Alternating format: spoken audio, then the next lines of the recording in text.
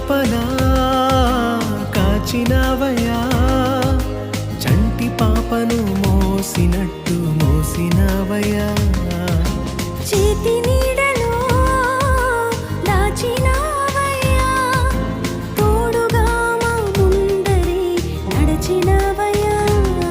పోషించినవయ్యా, బలపరచినవయ్యా, భయము వలదని ధైర్యమునిచ్చినవయ్యా.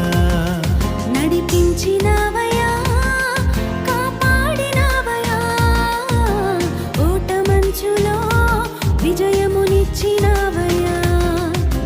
మా తలంపులు కావు నీ తలంపులే, మా జీవితాలలో జరిగించినవయ్యా. మా ఊహలే కాదు నీ ప్రణాళికే.